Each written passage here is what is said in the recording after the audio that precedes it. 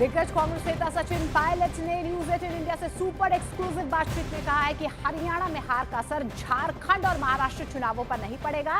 साथ ही महाराष्ट्र में उलेमा की मांग पर सचिन पायलट ने कहा कि मांग कोई भी कुछ भी कर सकता है, लेकिन कांग्रेस पार्टी वही करेगी जो न्यायपूर्ण और संविधान के दायरे में होगा।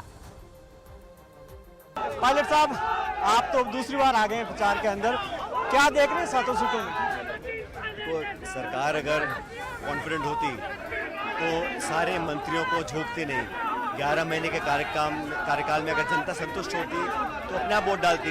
मुझे लगता है कि सरकार बैकफुट पर है। भाजपा जानती है कि जनता कांग्रेस के साथ है। जहां आज खड़े हैं दौसा में, यहाँ पर पहले भी कांग्रेस पार्टी जीती है, इस बार भी कांग्रेस पार्टी जीतेगी। कहते हैं कि सचिन पायलट की प्रतिष्ठा ज्यादा दांव पर है। पार्टी चुनाव लड़ रही है, व्यक्ति का चुनाव नहीं है, ये विचारधाराओं का चुनाव है और कांग्रेस का ये हमेशा से गढ़ रहा है। इसलिए यहाँ पर मुरारी जी सांसद बने, विधायक बने। दौसा ने हमेशा कांग्रेस को वोट डाला है। इस बार भैरवा साहब को टिकट दिया पार्टी ने। मुझे लगता है कि अच्छे बहुमत के साथ हम जीतेंगे चुनाव। अभी मुख्यमंत्री कह रहे थे कि जिस ERCP की लंबी चर्चा हो रही थी वो तो 1 महीने बाद में शिलान्यास होने वाला। मुझे लगता है कि उनको संज्ञान लेना चाहिए कि आचार संहिता लगी हुई है। इस प्रकार की घोषणाएं किसने रोका? 11 महीने पहले आप करते थे, 1 साल का टाइम आपके पास था।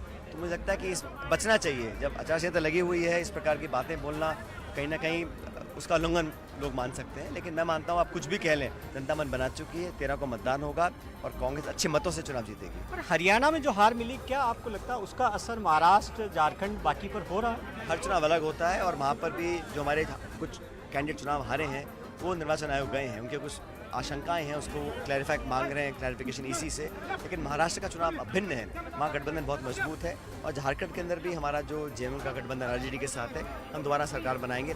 भाजपा के नेता जिस प्रकार की भाषा का प्रयोग कर रहे हैं वो कहीं ना कहीं उनके बौखलाहट को दिखाता है। इसलिए मुझे लग रहा है कि हर जगह, मैं कल केरला में था, वहाँ पर 3 उपचुनाव हैं, वहाँ हमारी कांग्रेस पार्टी बहुमत के साथ जीतने वाली है। अच्छा, दूसरा, अमित शाह आज कह रहे थे कि राहुल गांधी जिस संविधान को बता रहे थे वो कॉपी, वो तो खाली कोरा कागज था।